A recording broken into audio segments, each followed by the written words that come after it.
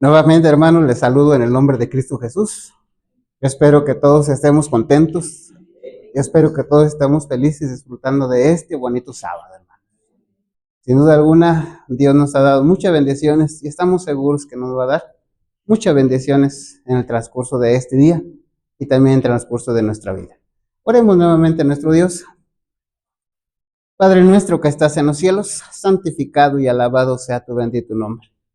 Llénanos con tu santo y divino Espíritu, Señor, y cúbrenos con el manto de tu justicia. Te lo rogamos, te lo imploramos, en el nombre de Jesús. Amén.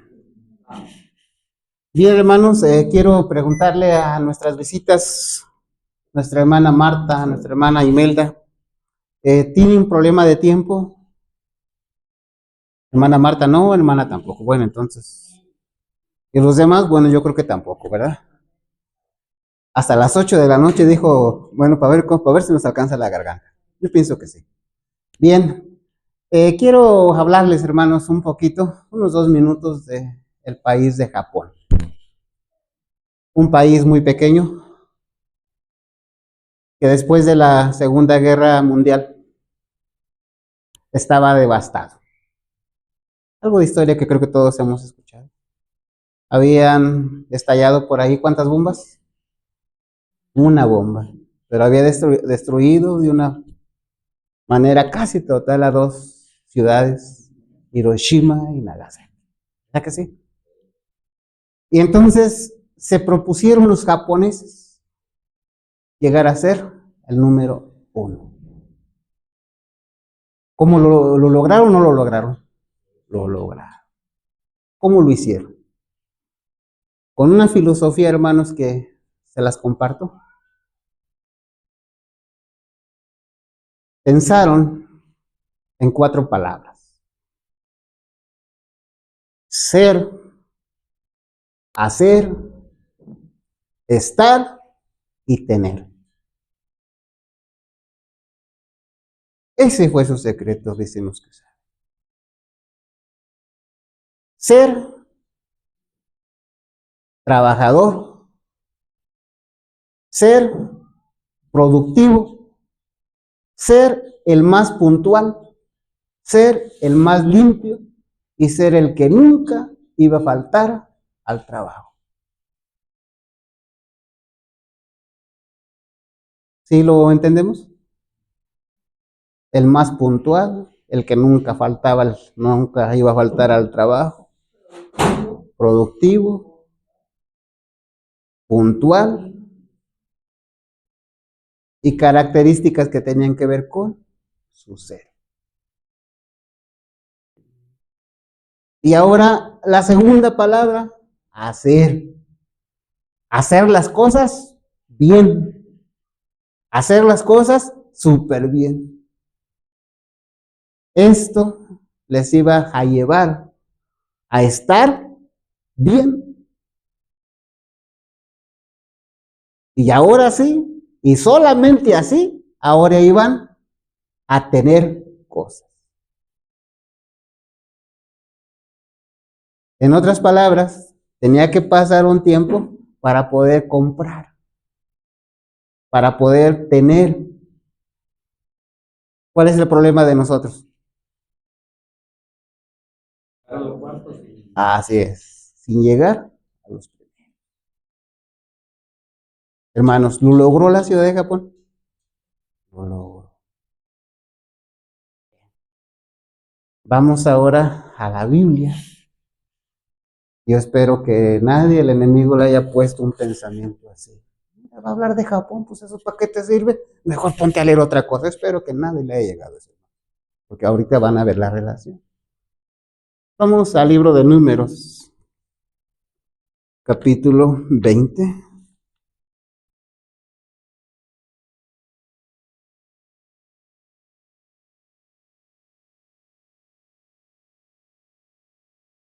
Leo el versículo 22 en adelante. Y mientras ustedes buscan, les voy a mencionar 3 beneficios de este tema. Van a recordar cosas importantes. Número 2, van a aprender más cosas de las que saben. Número 3, van a conocer más a Dios. Y número 4, van a salir de aquí con una actitud diferente.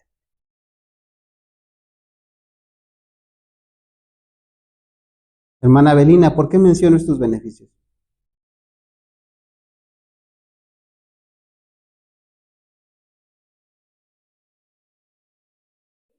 Sí. ¿Tiene respuesta? Cero. Cristina, ¿por qué menciono estos beneficios? No, cero. Antes de seguir dando ceros, hermanos, te la voy a preguntar a una persona que va a tener 10. ¿Por qué menciono esos beneficios, Marco? Híjole, cero, Marco. ¿Ah, sí? Bien. Voy a decir por qué menciono estos beneficios. Porque toda persona no está dispuesta a hacer el esfuerzo.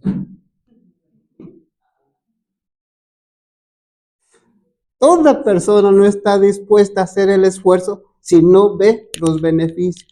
Pero si mira los beneficios, no solamente está dispuesta a hacer el esfuerzo, sino el esfuerzo lo transforma en entusiasmo. Y entonces no se van a cansar. Hermanos, ¿estamos bien? Hermana Marta y Melda, hace tiempo hemos estado hablando de esto, por eso les dije esto. No, no lo saqué de ahorita. Bien, hermanos, ahora sí entendemos la respuesta. Por eso, si tú ves los beneficios en un tema, vas a estar atento. Y no va a ser con esfuerzo, sino va a ser con ay, a ver qué más dice el hermano.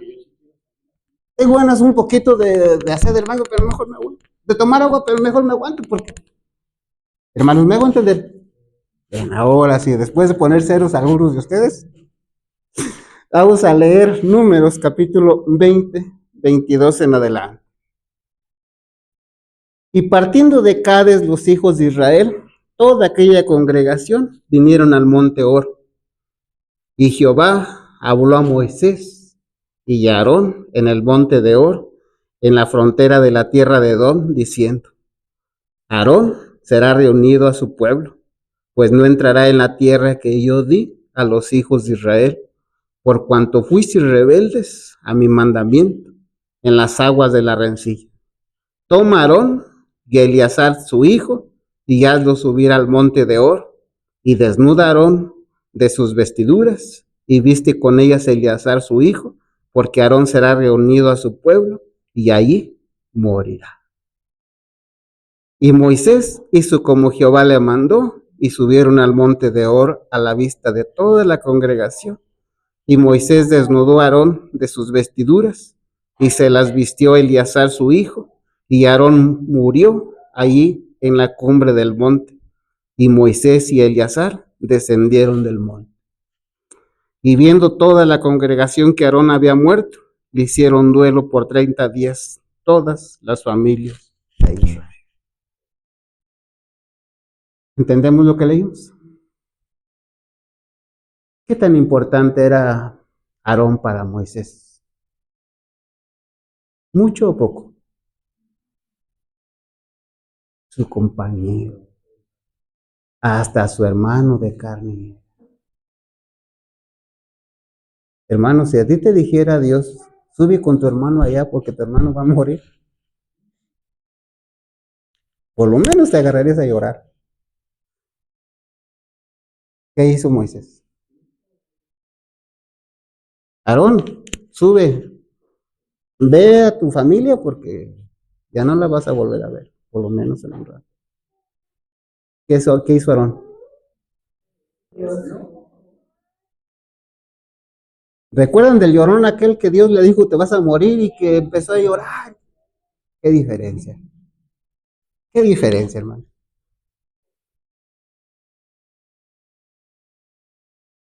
Y entonces muere Aarón, termina una vida. Aarón era muy importante para la congregación, para el pueblo de Dios, pero de una manera muy especial. ¿Qué sigue después? Capítulo 21. Cuando el cananeo, el rey de Arad, que habitaba en el Neguet, oyó que venía Israel por el camino de Atarim, peleó contra Israel y tomó de él prisioneros.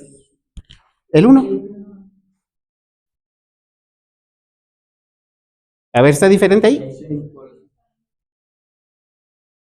Estoy leyendo Números 21, ¿sí? A ver, otra vez. Cuando el cananeo, el rey de Arad, que habitaba en el Neguet, oyó que venía Israel por el camino de Atarim, peleó contra Israel y tomó de él prisionero. ¿Está igual o no? Ah, bueno, qué bueno. ¿Está por ahí bien igual, hermano? Sí. Pero son sinónimos, ¿verdad? ¿Qué encontramos ahí? Pues que se da cuenta este rey que viene Israel y ¿qué hace? Se levanta a pelear contra Israel. Y miren, hermanos, de forma muy especial, miremos el versículo 2. Entonces Israel hizo voto a Jehová y dijo: si en efecto entregares este pueblo en mi mano, yo destruiré sus ciudades. Versículo 3. Y Jehová escuchó la voz de Israel y entregó al cananeo y los destruyó a ellos y a sus ciudades y llamó el nombre de aquel lugar Orma. ¿Qué tiene de interesante esto? Lo cercano de Dios con su pueblo. Imagínense, hermanos, una situación difícil que tienen ustedes y de repente le hablan a Dios y en cuestión de segundos se acaba esa situación. ¿Cómo te sentirías tú con Dios? ¿Agradecido o no agradecido? Respuesta, ¿cómo fue? Inmediata. Y esa era la vida del pueblo de Israel. Hablaba el pueblo de Israel y Dios le contestaba. Y a veces, aunque el pueblo no hablara, decía Dios: mira Moisés, dile a mi pueblo que yo estoy con ustedes. Yo voy con ustedes, todo va a salir bien. Esa era la vida del pueblo de Israel. ¿Había algún motivo por qué el pueblo de Israel debía de estar triste? Bueno, sí, porque Aarón, había muerto. Pero lejos de ahí, todo estaba bien, hermano. Dios al frente. ¿Qué necesidad tenía el pueblo de cosas? Ninguna. Todo lo que necesitaban tenían. En la noche no pasaban oscuridad porque había una luz ahí. En el día no pasaban calor porque Dios iba con ellos y les pone una nube. ¿Estamos conscientes? Les cuento una pequeña historia, hermanos. Resulta que unos recién casados, la primera quincena, cuando llega el hombre, le dice a su esposa: mira, esta es la primera quincena y te quiero dar tu gasto. Y le dice la mujer: mi amor, mira qué gran hombre eres tú, me estás dando. Mira cómo tú darme dinero a mí.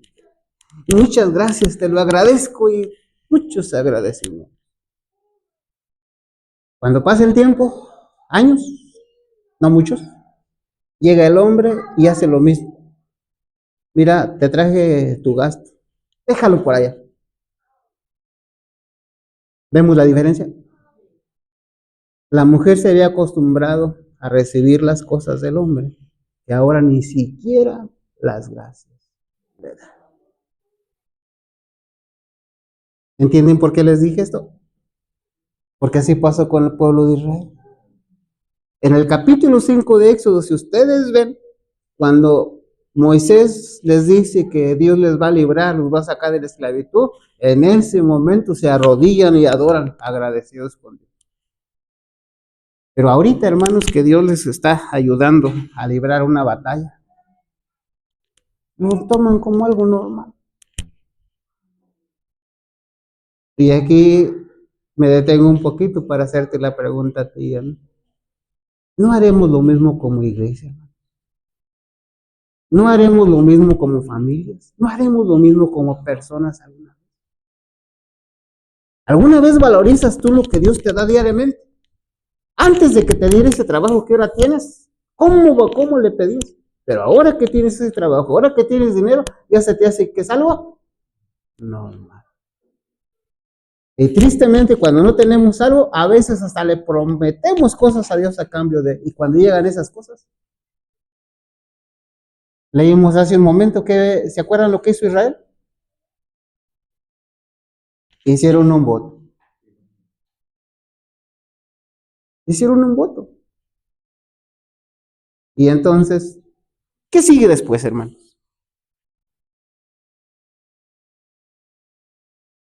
Versículo 4. Después partieron del monte de Or, camino del Mar Rojo, para rodear la tierra de Edom, y se desanimó el pueblo por el camino. ¿Qué pasó con el pueblo? Hermanos, había razón para que se desanimara. La pregunta es, ¿qué los desanimó?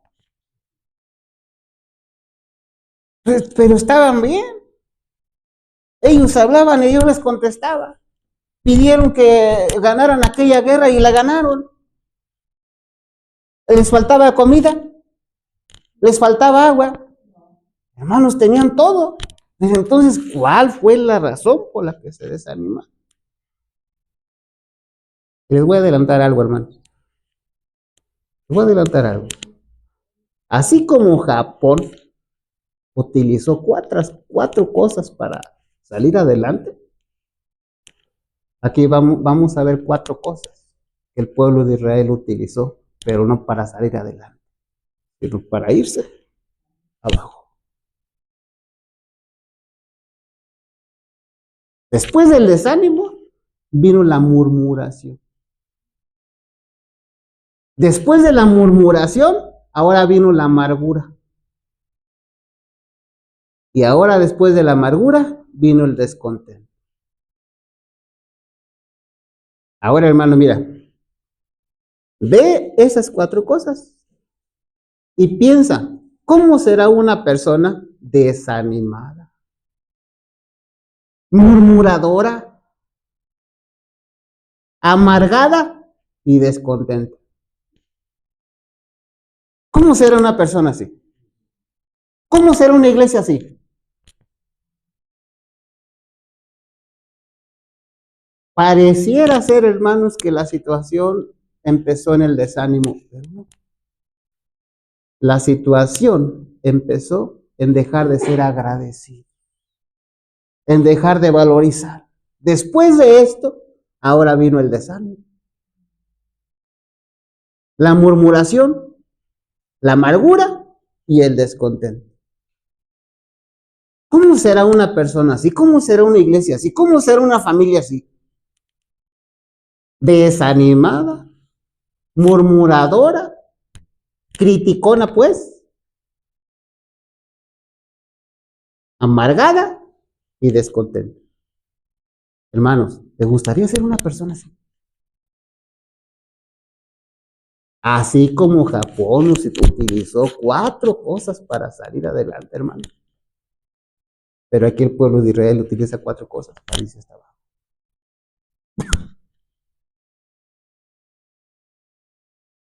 Y son 4 cosas que no están lejos. Pueden estar cerquitas de tu casa, pueden estar en tu casa, pueden estar en ti, pueden estar en un familiar. Ahora piensa si tú tienes un familiar así. Un familiar que está desanimado. Un familiar que está amargado, está descontento. Le gusta murmurar nomás. ¿Cómo será la relación de ese familiar contigo? Hermanos, ¿no está mejor la relación? ¿No está mejor Japón? Había razón para que el pueblo de Israel se desanimara, hermanos, por la muerte de Moisés. No, por la muerte de Aarón, no. Porque hasta ahí no era Aarón el que llevaba al frente, sino quién era. ¿Cuál era el problema entonces? Bueno, ya descansó, qué bueno. Ahora miren, en el caso de Japón, no había una deidad que estuviera tan cerquitas como estaba Dios del pueblo de Israel. Sin embargo, yo no sé quién le puso esa mentalidad al pueblo de Japón y miren, salió adelante. Pero ahora aquí, estando una deidad tan cerquita, muchos triunfos, no les faltaba nada, les daba todo, y sin embargo el pueblo de Israel se va hacia abajo.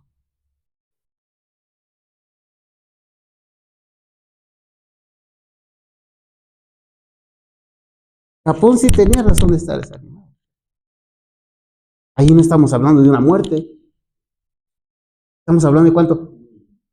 Sin embargo, hermanos, miren, miremos una diferencia. Ahora te adelanto algo. Puede ser que esta experiencia del pueblo hebreo tú la tengas en tu casa. Y una persona católica tenga la experiencia de Japón. Cosas de la vida, hermanos, pero así puede ser, así puede ser. ¿Ese es el plan de Dios? Claro que no. Claro que no. Aquellos dejaron de ser agradecidos, se desanimaron. ¿Alguien ha leído del desánimo?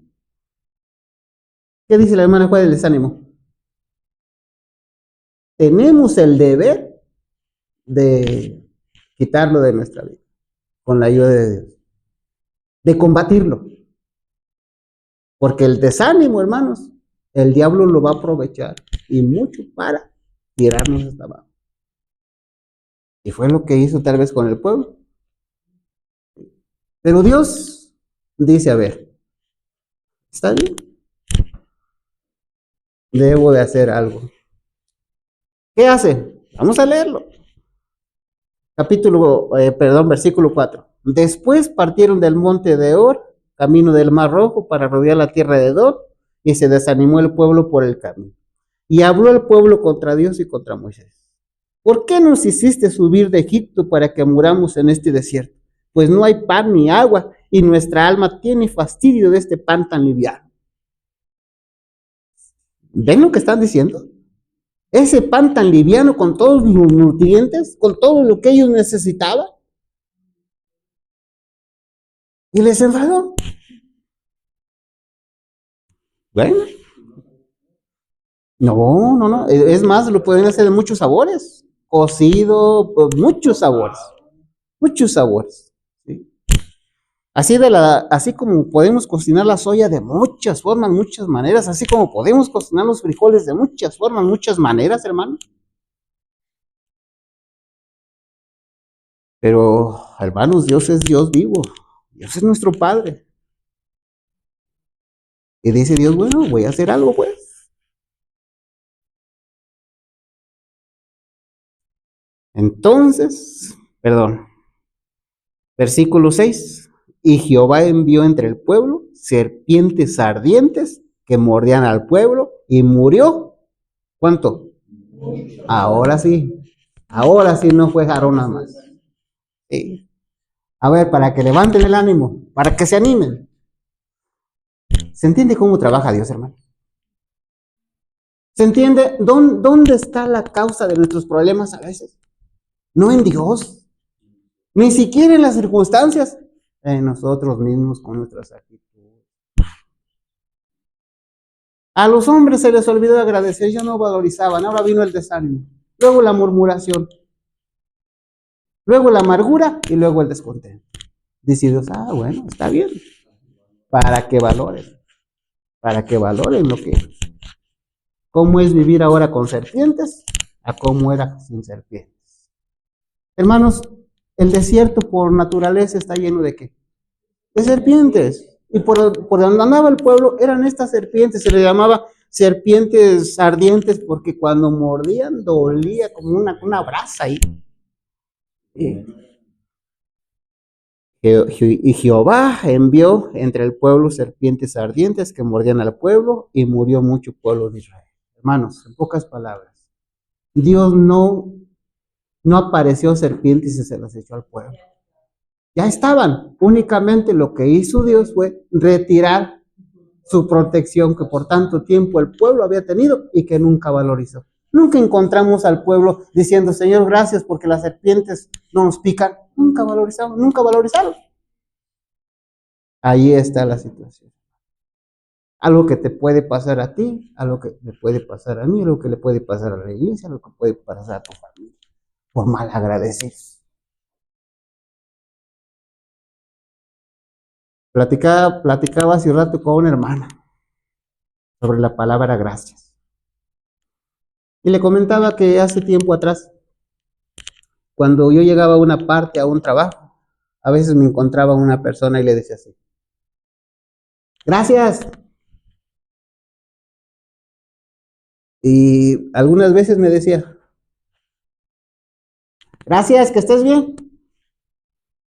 Algo otras veces me enfrentaba y me decía, a ver, ¿qué te di para que tú me dieras las gracias? Y entonces yo le aclaraba, mira, a veces utilizamos la palabra gracias, pero no sabemos el por qué y la utilizamos por costumbre. Cuando yo te digo gracias, es porque yo quiero que Dios te dé gracias. Y no necesariamente tienes tú que darme algo para que yo te decía algo bueno. ¿Sí me hago entender? Y muchos, bueno, esa fue la llave para hablar de la palabra de Dios. Ahí empezaron muchas veces. Y entonces vemos cómo el pueblo de Israel ahora está con serpientes ardientes. Y ahora sí, miren qué sigue diciendo. Entonces el pueblo vino a Moisés y dijo, hemos pecado por haber hablado contra Jehová y contra ti. Ruega a Jehová que quite de nosotros estas serpientes. Y Moisés oró por el pueblo. Y Jehová dijo a Moisés, hazte una serpiente ardiente y ponla sobre un asta. Y cualquiera que fuere mordido y mirare a ella, vivirá. Y Moisés hizo una serpiente de bronce y la puso sobre un asta. Y cuando alguna serpiente mordía a alguno, miraba a la serpiente de bronce y vivía.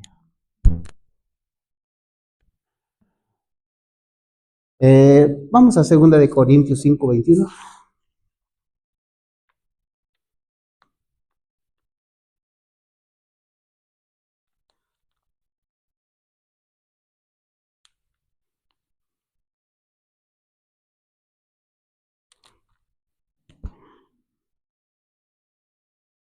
¿Alguien lo tiene por ahí? 5:21.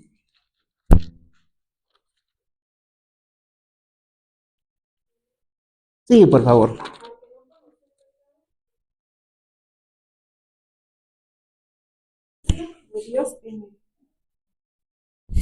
Esto fue lo que pasó allá con la serpiente, hermanos. La serpiente normalmente es símbolo de qué? De Satanás, de pecado. Y aquí en 2 Pablo, el que no conoció pecado, por nosotros lo hizo pecado, para que nosotros fuésemos hechos justicia de Dios. Y también encontramos su cumplimiento en San Juan capítulo 3, perdón, donde dice, sí, es capítulo 3, donde dice que así como Moisés levantó, a ver, vamos a verlo, hermanos. San Juan 3, San Juan 3, vamos a leer desde el 14, leamos desde el 14. Y como Moisés levantó la serpiente en el desierto, así es necesario que el Hijo del Hombre sea levantado, para que todo aquel que en él cree no se pierda, mas tenga vida eterna. Es el mismo, es la misma idea. Ahí está. Ahí está. ¿Sí estamos entendiendo? Ok. Bien, hermanos. Vamos a ver cómo lo narra la hermana Juay esto. Y es el capítulo 38 de Patriarcas y Profetas. ¿Cómo lo narra la hermana Juay esto? Miren, pongan mucha atención. Poco tiempo después de dejar el monte de Or, los israelitas sufrieron una derrota en el combate que sostuvieron contra Arad, uno de los reyes cananeos, pero como pidieron fervientemente la ayuda de Dios, se les otorgó el apoyo divino y sus enemigos fueron derrotados. La victoria, en vez de inspirarles gratitud e inducirlos a reconocer cuánto dependían de Dios, los volvió jactanciosos y seguros de sí mismos. Ahí notamos. Pronto se entregaron de nuevo a su viejo hábito de murmurar.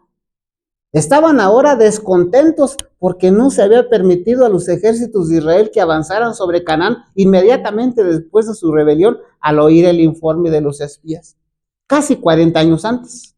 Consideraban su larga estada en el desierto como una tardanza innecesaria y arguían que habrían podido vencer a sus enemigos tan fácilmente antes como ahora. Mientras continuaban su viaje hacia el sur, hubieron de pasar por un valle ardiente y arenoso, sin sombra ni vegetación. El camino parecía largo y trabajoso y sufrían de cansancio y de sed. Nuevamente no pudieron soportar la prueba de su fe y paciencia. Al pensar a todas horas solo en la fase triste y tenebrosa de cuanto experimentaban, se fueron separando más y más de Dios. Perdieron de vista el hecho de que si no hubieran murmurado cuando el agua dejó de fluir en Cades, Dios les habría evitado el viaje alrededor de Edom. Dios les deseaba cosas mejores. Debieran haber llenado su corazón de gratitud hacia Él porque les había infligido tan ligero castigo por su pecado.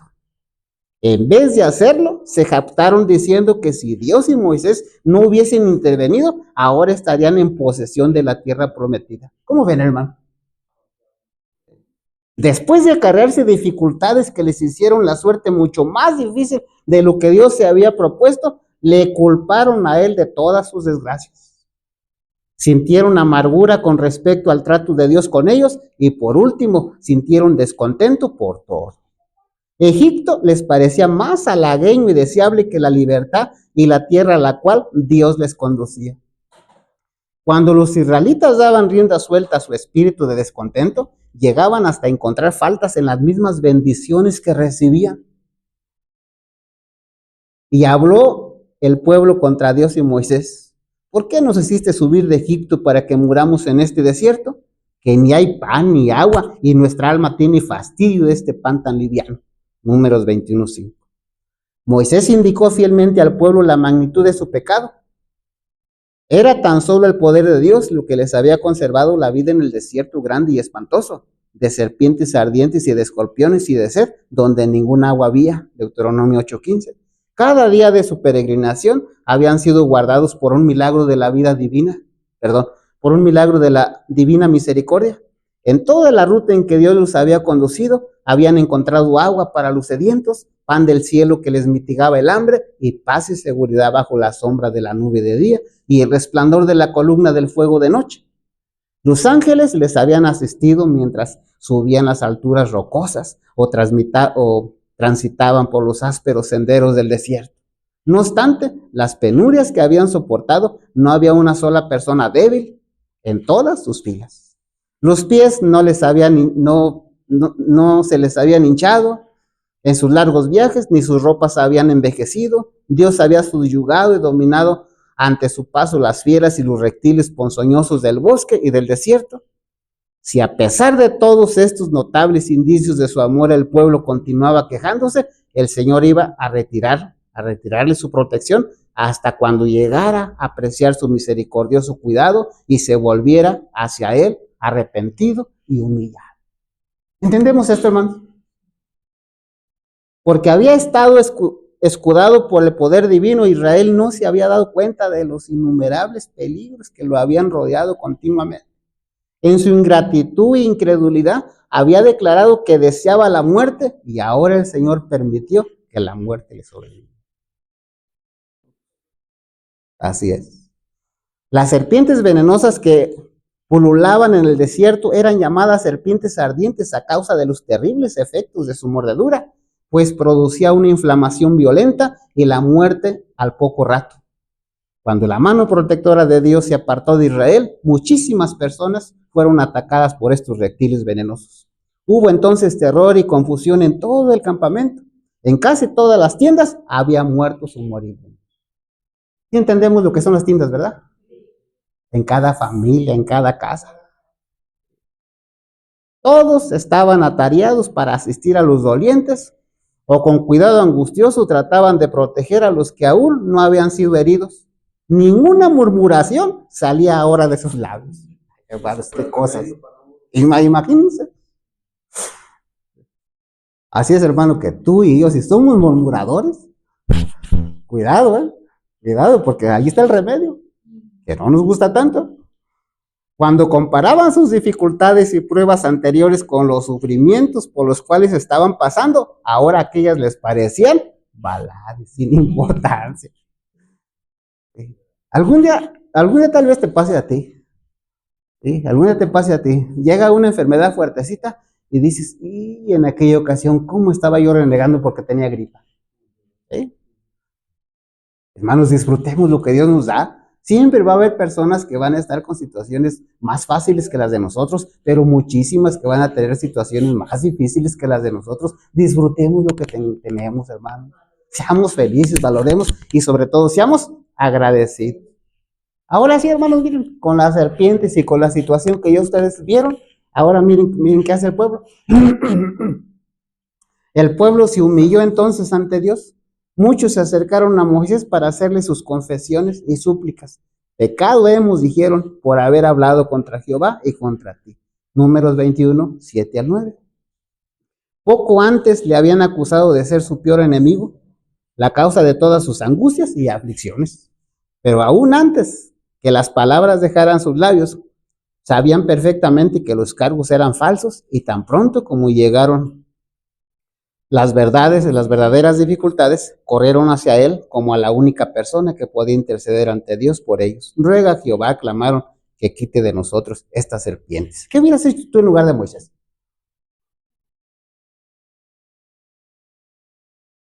Así dejamos la pregunta mejor. Pero más de uno, pues ¿sabes qué? Pues ahora no. Dios le ordenó a Moisés que hiciese una serpiente de bronce semejante a las vivas y que la levantara ante el pueblo. Todos los que habían sido picados habían de mirarla y encontrarían alivio. Hizo lo que se le había mandado y por todo el campamento cundió la grata noticia de que todos los que habían sido mordidos podían mirar la serpiente de bronce y vivir. Muchos habían muerto ya, y cuando Moisés hizo levantar la serpiente en un poste, hubo quienes se negaron a creer que con solo mirar aquella imagen metálica se iban a curar. Fíjense, hermano, vean hasta dónde podemos llegar, ¿eh? Estos perecieron en la incredulidad. ¿No creyeron? ¿Eh? Así es. No obstante, hubo muchos que tuvieron fe en lo provisto por Dios. Padres, madres, hermanos y hermanas se dedicaban afanosamente a ayudar a sus deudos dolientes y moribundos a fijar los ojos y languidos en la serpiente. Si ellos, aunque desfallecientes moribundos, podían mirarla una vez, se restablecían por completo. La gente sabía perfectamente que en aquella serpiente de bronce no había poder alguno para ocasionar un cambio tal en la mirada. La virtud curativa venía únicamente de Dios. En su sabiduría eligió esta manera de manifestar su poder. Mediante este procedimiento sencillo, se le hizo comprender al pueblo que esta calamidad le había sobrecogido como consecuencia directa de sus pecados. ¿Cuáles eran sus pecados? No eran mal agradecidos, se desanimaron, ¿sí? Murmuraron, se amargaron y el descontento. El alzamiento de la serpiente de bronce tenía por objeto enseñar una lección importante a los israelitas. No podían salvarse del efecto fatal del veneno que había en sus heridas. Solamente Dios podía curarlos. Se les pedía, sin embargo, que demostraran su fe en lo provisto por Dios. Debían mirar para vivir. Su fe era lo aceptable para Dios y la demostraban mirando la serpiente. Sabían que no había virtud en la serpiente misma, sino que era un símbolo de Cristo, y se les inculcaba así la necesidad de tener fe en los méritos de Él. Hasta entonces muchos habían llevado sus ofrendas a Dios, creyendo que con ello expiaban ampliamente sus pecados. No dependían del Redentor que había de venir, de quien estas ofrendas y sacrificios no eran sino una figura o sombra. El Señor quería enseñarles ahora que en sí mismos sus sacrificios no tenían más poder ni virtud que la serpiente de bronce, sino que, como ella, estaban destinados a dirigir su espíritu a Cristo, el gran sacrificio propiciatorio. Y como Moisés levantó la serpiente en el desierto, así es necesario que el Hijo del Hombre sea levantado, para que todo aquel que en él creyere no se pierda, sino que tenga vida eterna. Juan 3, 14 y 15. Todos los que hayan existido alguna vez en la tierra han sentido la mordedura mortal de la serpiente antigua que se llama Diablo y Satanás. Apocalipsis 12:9.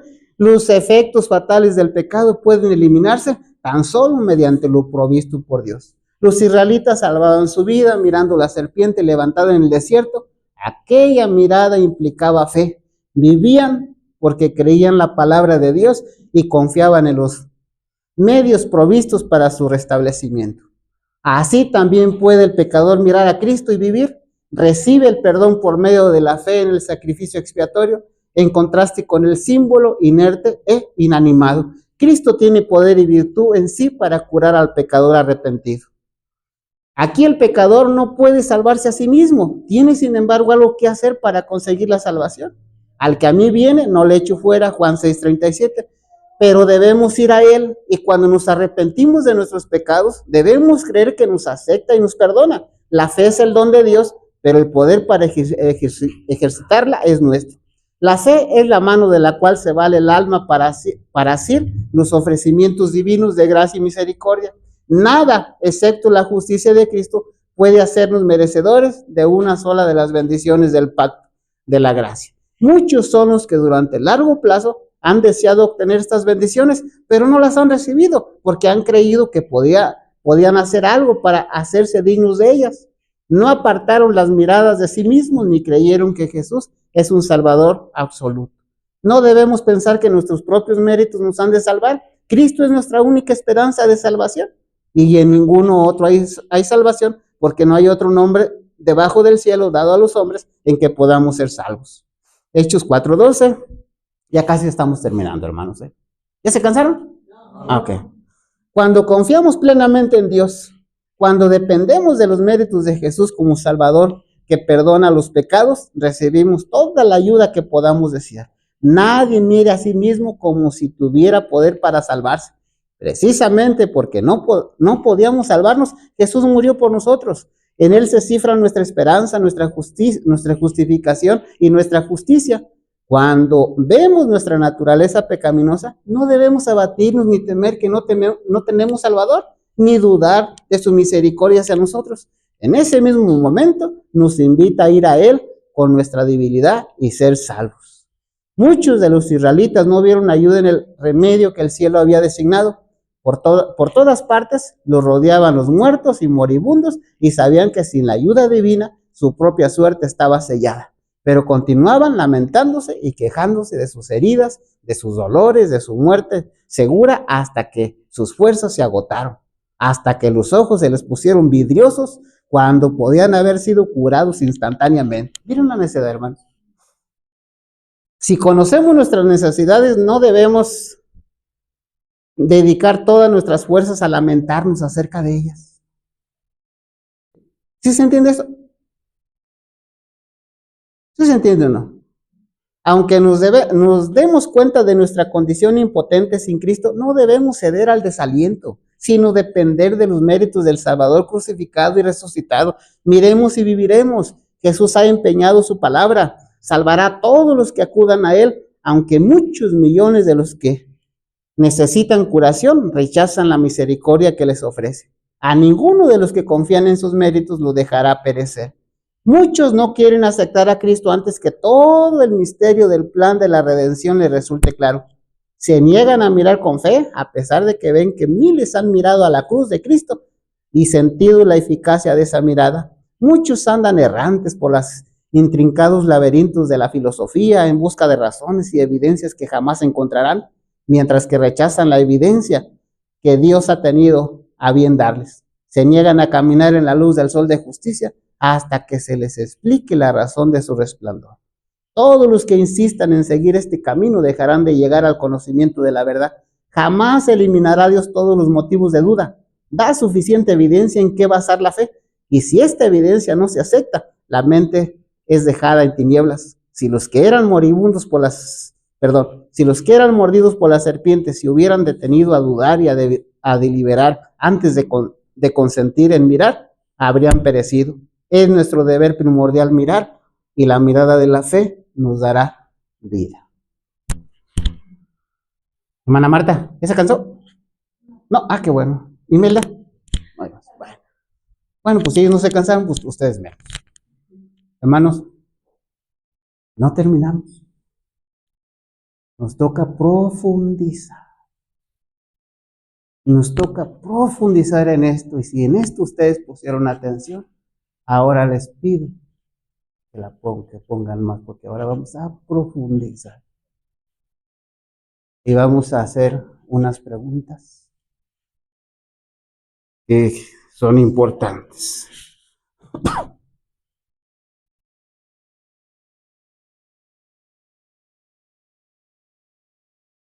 Mordían las serpientes y el dolor era ¿cómo? Fuerte, fuerte, hermano. La situación ustedes la vieron, cómo la presenta la Biblia, cómo la presenta el Espíritu de Profecía, cómo la presenta la palabra de Dios en forma detallada. Yo espero que nadie haya perdido detalle, porque de eso depende que entendamos ahora lo que vamos a hablar, y no de nosotros, sino ahí está. Hermanos, ¿creen ustedes que la situación hubiera podido ser más dura o no? La hermana dice que sí. Saben, hermanos, que la situación hubiera podido ser más dura. ¿Y qué si la gente no sentía el piquete de la serpiente? ¿Y qué si la gente no se daba cuenta que estaba mordida de la serpiente?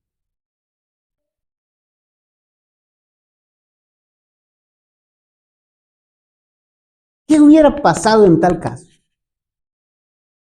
La gente mordida de la serpiente y la gente no se da cuenta. No siente el piquete, no siente la mordedura.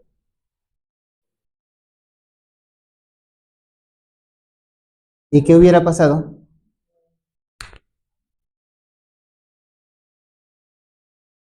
Se acaba el pueblo, hermanos. Se acaba el pueblo.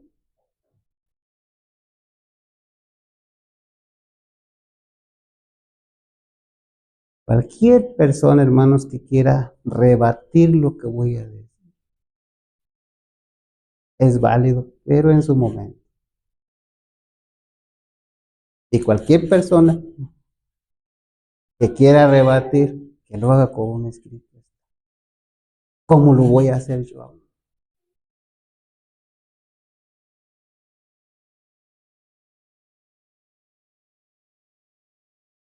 La serpiente, hermanos, ha mordido hoy en día a muchísima gente.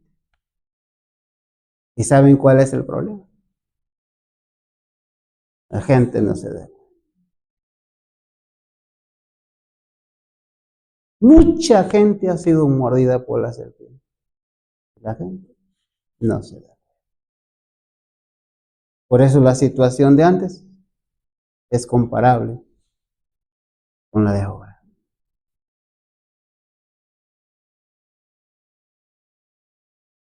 Y lo que voy a decir va a ser en un paréntesis, este no es el tema. Después del piquete de la víbora, la gente ya no fue igual. ¿Ya les dije el tema? ¿Ya les dije el tema o no? Después de ese piquete, hermanos, la gente ya no es igual. Ya les dije el tema. ¿Sí o no? ¿Sí lo entendieron? Yo espero que lo hayan entendido. Pero este solamente es un paréntesis. Bien, voy a leer el conflicto de los siglos. No les voy a decir la página porque si no se nos van a distraer, pero ahorita se las digo después de leerlo. Es necesario que ustedes vayan a ver este capítulo si es que no lo han visto.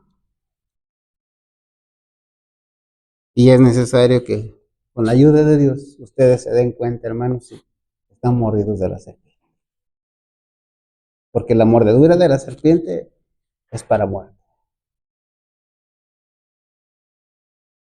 La serpiente normalmente la relacionamos con el diablo. Y en Apocalipsis 16, versículos 13 y 14, se relaciona con el espiritismo. ¿Sí? Así es que, bueno, Hoy en día, la serpiente a través del espiritismo ha mordido a muchísimo. Y después de lo que vas a escuchar ahorita, bueno sería que le preguntaras a Dios si tú estás mordido, porque si estás mordido, hermano, hay esperanza, hay solución, pero tienes que mirar a Cristo. Tienes que mirar a Cristo. Voy a saltarme algunos pasos por cuestión de tiempo y para cuestión que los entendidos entiendan más rápido. Pero si ustedes quieren, me regreso.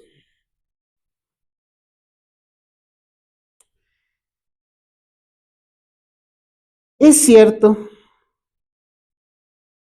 que el espiritismo está mudando actualmente sus formas y echando un velo sobre algunos de los rasgos más repulsivos. Reviste un disfraz cristiano, pero sus declaraciones hechas desde la tribuna y en la prensa han sido conocidas por el público desde hace muchos años y revelan su carácter verdadero. Esas enseñanzas no pueden ser negadas ni encubiertas. Y sigue diciendo así. Hasta en su forma actual, lejos de ser más tolerable, el espiritismo es en realidad más peligroso que anteriormente, debido a la mayor sutileza de su engaño. Mientras años atrás atacaba a Cristo y a la Biblia, declara ahora que acepta ambos. Pero su interpretación de la Biblia está calculada para agradar al corazón y regenerar. Hermanos, pongan mucha atención porque a lo mejor no lo van a entender. Mientras años atrás atacaba a Cristo y a la Biblia, declara ahora que acepta a ambos, pero su interpretación de la Biblia está calculada ¿para qué?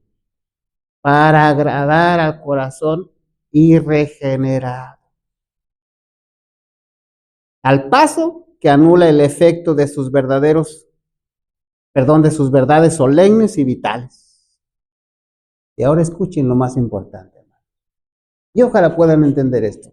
Ojalá no necesitara yo explicárselos, que ustedes lo entiendan, que el Espíritu Santo se los explique o no los explique. Los espiritistas hacen hincapié en el amor, como si fuese atributo principal de Dios. ¿En qué hacen hincapié los espiritistas? En el amor. Perdón.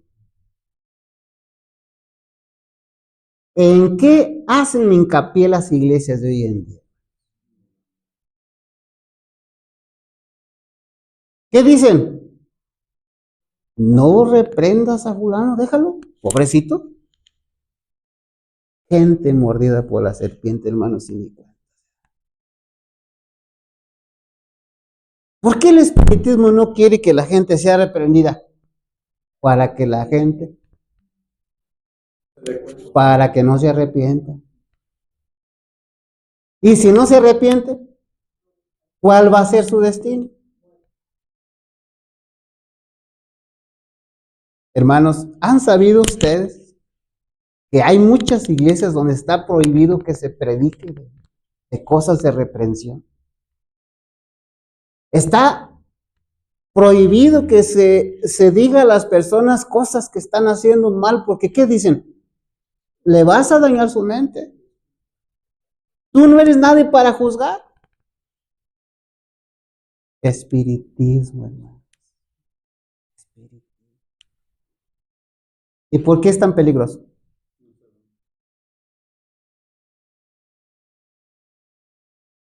¿Le gusta a los corazones que están como? Hermanos, una persona mundana y le decimos, no, es que tienes que arrepentirte. No le gusta. No le gusta. Hermanos, este no es el verdadero amor. Este es un falso amor.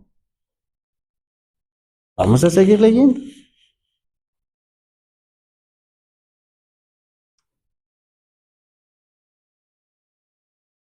Al paso que anule el efecto de sus verdades solemnes y vitales. Los espiritistas hacen hincapié en el amor como si fuese atributo principal de Dios, pero lo rebajan hasta hacer de él un sentimentalismo enfermizo y hacen poca distinción entre el bien y el mal.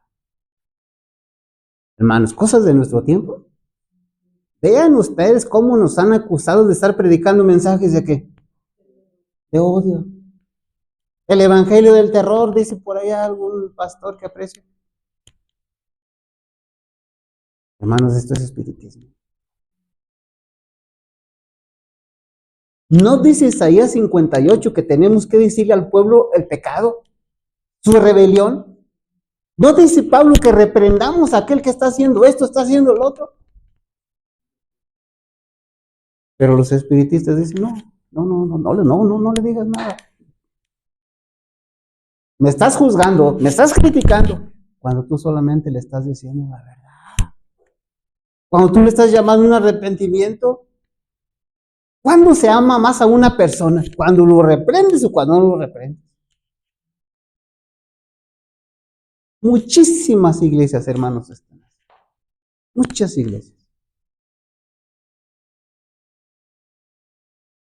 Hermanos, hemos profundizado en la etapa número 2, pero vamos a la 3. Adelante, hermano. Una pregunta. Sí.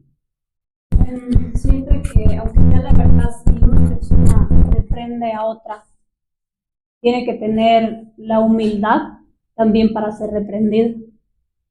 Porque muchas veces vemos la paja en el ojo ajeno y la reprendemos, pero no vemos la bigota que traemos en el nuestro. Entonces, tiene que haber humildad también para recibir. Yo también, así como hago una reprensión, también recibí reprensión. Gracias, hermano, por su comentario. Hermanos, nuestra hermana tiene razón. Pero a veces esto lo hacemos nosotros. Nos enojamos porque nos están reprendiendo y algo tenemos que decir.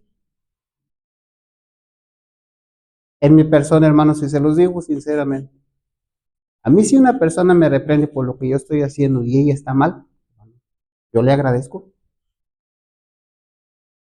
Finalmente, si Marcos me está reprendiendo y está mucho más mal él que yo, ¿en qué me va a perjudicar eso? Dijo Cristo así, hagan como les dicen que hacen, pero no hagan como ellos, porque ellos dicen, si me toca una persona así, hermanos,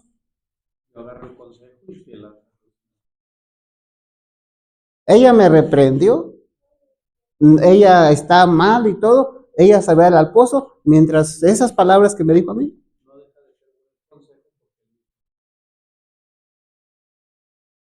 Mira qué frase inventaste ahorita. No deja de ser bueno el consejo porque él no lo pone en práctica.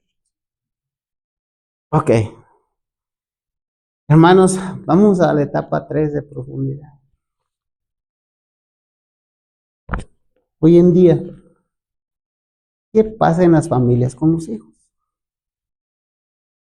Hasta por la ley está prohibido que se les reprenda. Estoy diciendo mentiras, hermanos.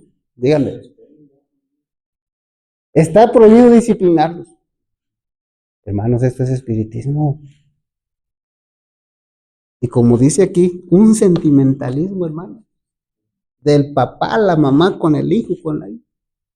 Pero no es un sentimentalismo para su bien de la hija, del hijo, hermano.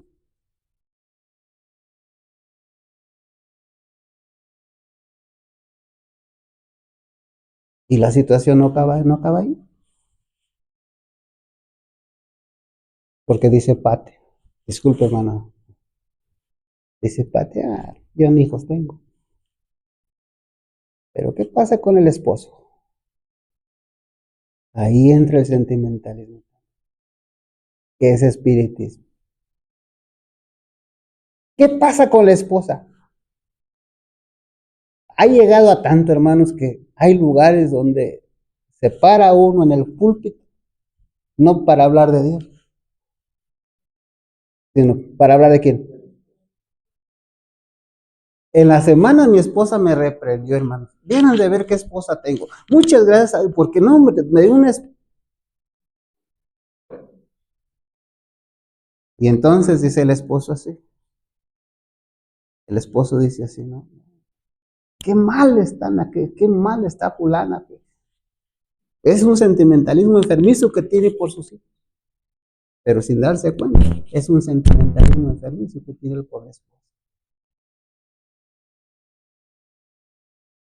¿Notan cómo estamos, hermanos?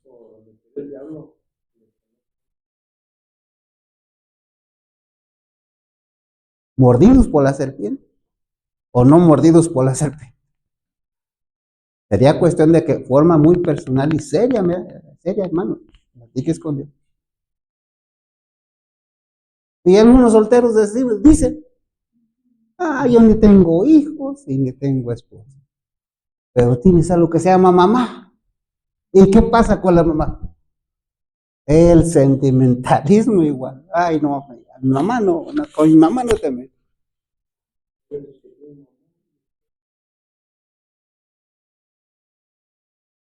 Y algo otros, hermano. Algo otros dicen así. Pues yo no tengo nada. Ni mamá ni papá. Pero hay un sentimentalismo hacia ellos mismos que no se les puede tocar porque se van de la iglesia. Mordidos por la serpiente, no mordidos por la serpiente. ¿Lo sabes? Ahora, si tú estás mordido por la serpiente, hermano, ya sabes a dónde vas, ya sabes lo que sigue después. ¿Qué sigue después? La muerte. La muerte. La única solución es que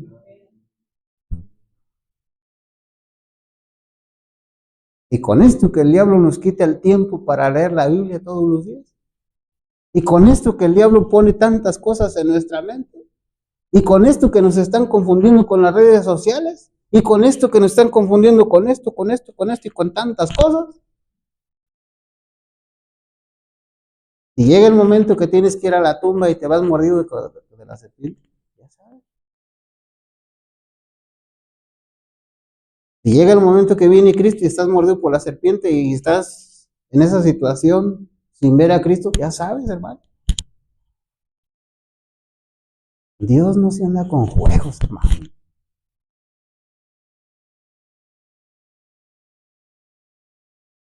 El 99% de lo que Dios ha dicho se ha cumplido.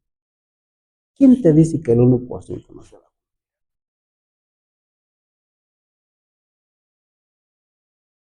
Puede ser que el diablo a alguien le haga creer. No, mira, esto es para ellos, eso no es para ti. Hermano, analiza bien a fondo. No vaya haciendo que estés mordido y ni cuenta te da.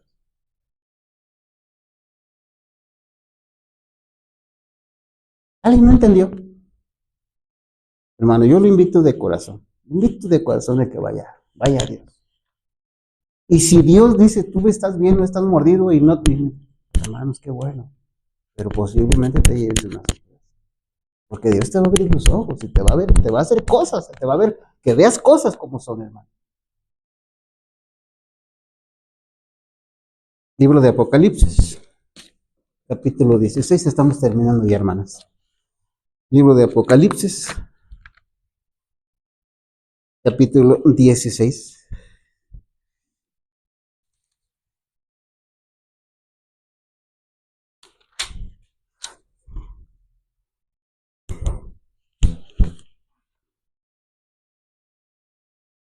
Verso 13 y verso 14. Hermana Carmen, ¿está entendiendo? Qué bueno. Y vi salir de la boca del dragón, y de la boca de la bestia, y de la boca del falso profeta, 3 espíritus inmundos a manera de ranas. Pues son espíritus de demonios, que hacen señales y van a los reyes de la tierra en todo el mundo para reunirlos a la batalla de aquel gran día del Dios Todopoderoso. Uno de estos 3 espíritus es el espiritismo. ¿Hacia dónde va ese espíritu, hermano? ¿Hacia qué país va? Y en ese todo el mundo estás tú y estoy yo. Por eso debemos tener con los ojos bien abiertos. Bien abiertos deben de estar nuestros ojos. No vaya haciendo que la serpiente nos morde. Y lo que nosotros pensamos que es amor, realmente es sentimentalismo, es el disfraz que el espiritismo ha inventado, para que la gente no se arrepienta, para que la gente no le entregue los pecados a Cristo, para que la gente no busque a Dios. Eso es lo que está pasando en estos días. De una manera seria, vuelvo a decir, tú analízate con Dios, Dios y tú. Y si tú no has sido mordido, hermano, la honra y la gloria sea para Dios. Pero si has sido mordido, pide misericordia y pídele a Dios que te ayude a ver a Cristo, porque esa es la única solución. No hay más.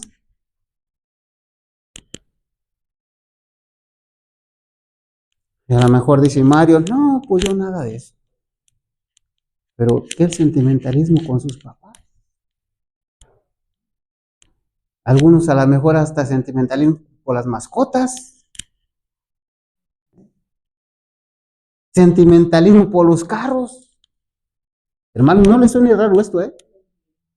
Sentimentalismos por las cosas materiales. Sentimentalismos por las casas. Sentimentalismo por la vida. Y el sentimentalismo, hermanos, es espiritismo. Por el planeta Tierra. Pobrecitas blancas. Si se dieron cuenta, vimos algunos párrafos muy importantes en Patriarcas y Profetas, que leímos hace un momento. Ojalá puedan volver al capítulo 38. Cada vez que tú piensas en ti, te estás alejando de quién? De Dios. Cada vez que tú piensas en tus enfermedades, en lo que te duele, en tus circunstancias, te estás olvidando de quién. ¿Sí lo vieron o no? Ahí está. El conflicto es, ¿pueden hablar nuestros muertos? 36 me parece, si no estoy, pero por ahí lo buscas. Por ahí buscar, por ahí buscar. Hermanos, esa es la situación de nuestra vida. Y si ustedes se dieron cuenta en Apocalipsis, que acabo de leer, dice ahí que eso es una preparación para que toda esa gente mordida por la serpiente se enfrente contra quién. ¿Sí lo vieron o no? Contra Dios. Es una preparación para que cuando venga la marca de la bestia, tú te pongas del lado más fácil. Es una preparación para que cuando llegue el sello de la bestia, tú te pongas del lado más fácil y ni cuenta.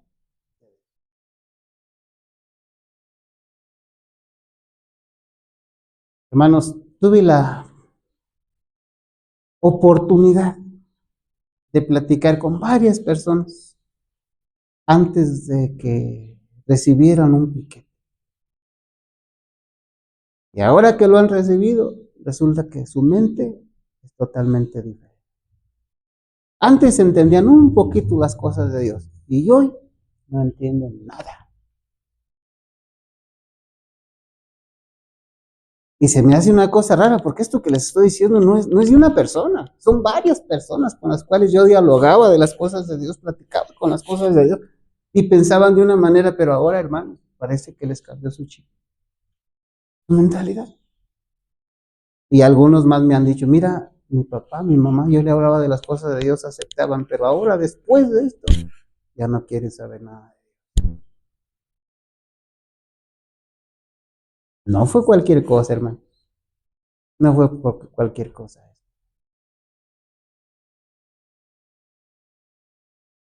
Hermanos, ya estoy terminando. Les adelanto algo que ustedes ya saben tal vez. Se acabó el CUR normal. Está muerto. Ahora viene una CUR nueva. A partir del 2025 es obligatorio que esté sobre todo en México.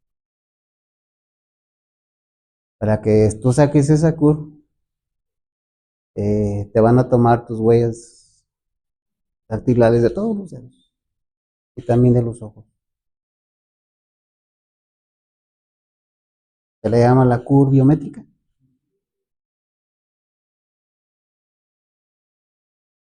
es espiritismo liris. Y pues les estoy dando fechas porque son las fechas que están apareciendo en la noticia. Miren, hermanos, voy a terminar con esto ya casi. Bueno, ya casi.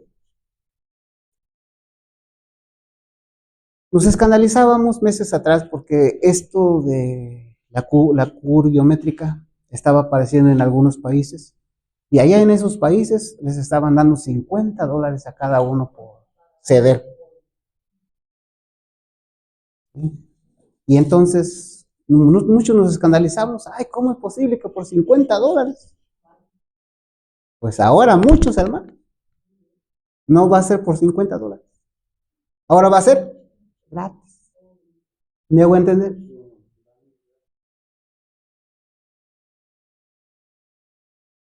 No lo busquen, solamente se los menciono por cuestión de tiempo. Lucas 14. Dice Cristo así. Dice Cristo. ¿Quién es aquel hombre que si ve que viene un ejército grande contra él, no se pone a analizar si primero puede vencer con lo que tiene aquel que viene? Tenemos que analizar, se tiene que analizar. ¿Quién es aquel que no se pone a pensar primero si puede hacer una casa? No vaya haciendo que le empieza a construir y luego no la termina y todos se rían de él. Por eso mejor tiene que pensarlo bien. ¿Han visto esto? Sí. Ahí está en Lucas 14, por tiempo no lo estamos viendo. ¿Qué es lo que les quiero dar a entender, hermanos? Piensen, hermanos, piensen, analicen, hermanos. No vaya haciendo que lo que no lo hicimos, no lo hicimos por dinero, ahora sea gratis. Una persona ya en ese país fue a recibir $50 para que le hicieran ese tipo de estudio. Y alguien lo criticó. Pero ahora este alguien gratis se va a dejar que le hagan esto. ¿Quién fue más inteligente? ¿Quién fue más inteligente? El primero, hermanos. El primero. Y te lo voy a poner así, ya más cerquitas de lo espiritual. Hoy en día, nosotros nos escandalizamos por la ley dominical. Y hacemos, y que no, y que esto, y que aquello, y que el otro. Y alguien dice así, bueno, pues yo definitivamente ya pensé, no voy a hacer nada, ya sé lo que viene, y acepto la ley dominical, me hago el domingo. El otro dice, no, yo no, y que no se confiando en sí mismo. Pero resulta que cuando venga la tortura, cuando vengan las cosas difíciles, cede. ¿Quién fue más inteligente? Hermanos, me doy cuenta, ¿se dan cuenta de lo que les estoy diciendo? La idea, hermanos, es que analicemos, que pensemos, que nos consagremos a Dios, para que lo que tú pienses ahorita, hermano, sea firme, no vaya haciendo que después te vaya peor que al otro que... En alguna parte hay gente que va a la iglesia, a todo, menos a conocer a Dios. Y resulta que viene a la iglesia, pero su vida es como el mundo. Es como el mundo, no ha cambiado. Su vida es igual que el mundo, su alimentación la lleva igual que el mundo, su vestimenta es igual que el mundo. Ah, pero viene a la iglesia cada 8 días. Y hay por allá otra persona que él dice, yo no voy a la iglesia. Yo mejor gozo lo que es el mundo. ¿Quién es más inteligente?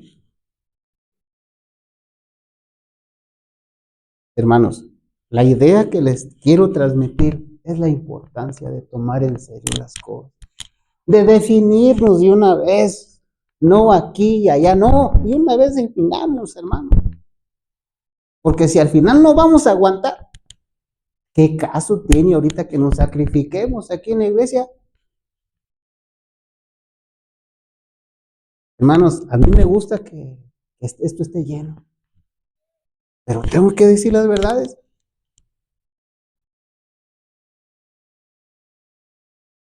¿Se entiende esto? La idea cuál es, que analicemos seriamente con Dios, hermano. Que vayamos a Dios y seriamente digamos, Señor, a ver, aquí estoy. Mira, Señor, yo quiero ser realmente como tú quieres. Qué bueno, damos la gracia para Él. Mira, Señor, yo he querido vencer esto, pero no lo puedo vencer. Señor, ayúdame. Hermanos, pero no vayamos a decirle a Dios, Señor, mira, pues yo pienso que no es así como tú dices.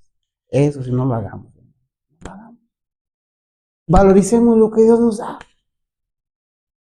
No vaya siendo que tenga que mandarnos serpientes para que podamos entender.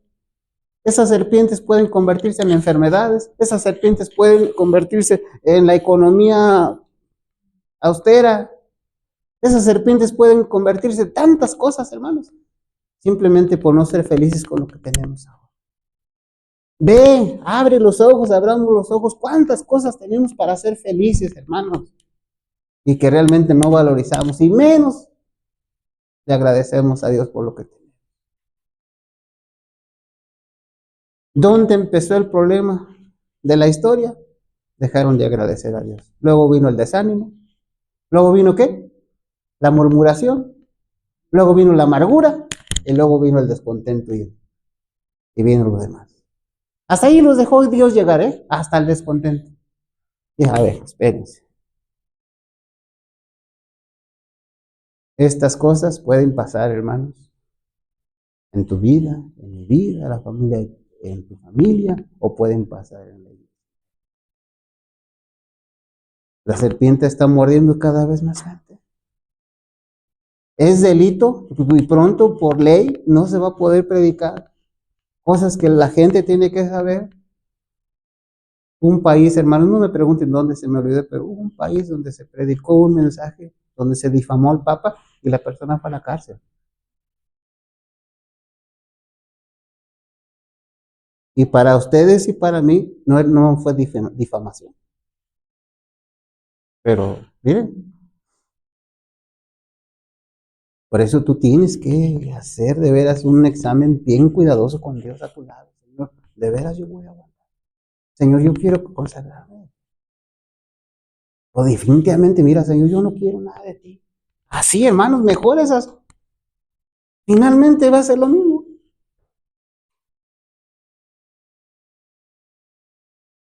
Hermanos, alguien no entendió lo que estamos hablando. Alguien desea agregar algo más a lo que estamos hablando. ¿Objetivos cumplidos? ¿O no? Yo creo que sí, hermano. Tu actitud debe de ser diferente. Recordaste más cosas de Dios. Aprendiste más de la Biblia. Y sobre todo, creo que aprendiste a conocer un poquito más. La honra y la gloria, hermanos, que sea para Él.